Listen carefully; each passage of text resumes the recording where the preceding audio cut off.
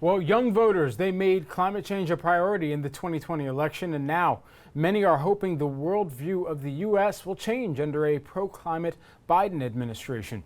Joining us now is Ingmar Rentzhog, who is the CEO and founder of We Don't Have Time, a social network connecting those who want to solve the climate crisis. Ingmar, great to have you here with us today. Why do you think that climate change was such a large priority for millennial and Gen Z voters who went to the polls? Thank you. I would say that everyone's future is important, and you younger you are, you more important is the climate for your life. In order to have a life and have a future on this planet at all. So, of course, this is of great importance, and what we have seen in the 4 years that have went is someone taking the leadership of the free world in the wrong direction, and that's the last thing we need. If we're going to solve the climate crisis. But I think we could thank Donald Trump, because without him, I don't think we have seen all those engagement for the climate from youth and many others. A silver lining, perhaps. And so climate change, it did come up during the election cycle. Did you see any changes on your platform during that time? Yes, it has been so intense last week. I mean, on all media, on all social media, and also on our platform, has been a lot of discussion about the election and everything that is happening and still happening, because it's not done yet. But we hope the transition will go well and everything will work out. But it's been a very nervous time, I will say. Absolutely. How do you think the world could view the U.S. differently when it comes to a climate under a Biden administration? I would say what the world needs, and it's a desperate need of, is a leadership.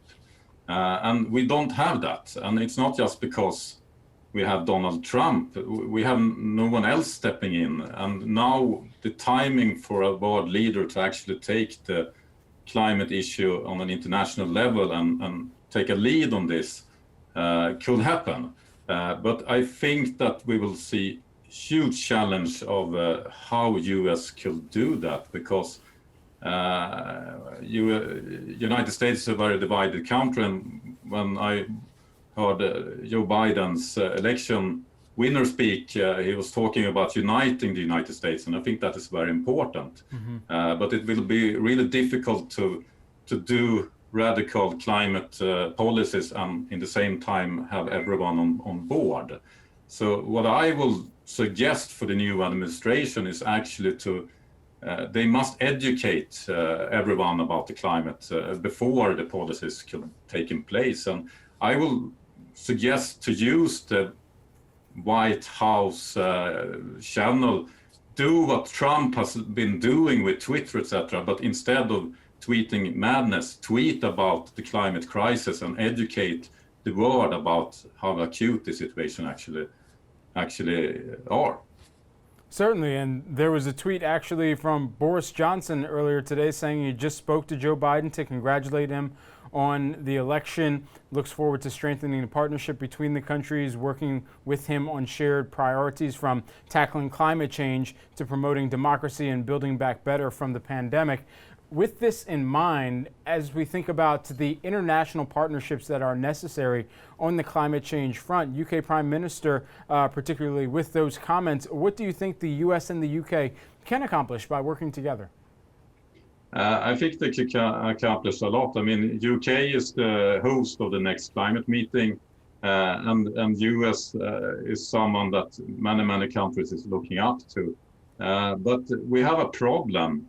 And that is you have to lead by example. You have to change yourself. And US and UK is not sustainable, and they are emitting so much emissions.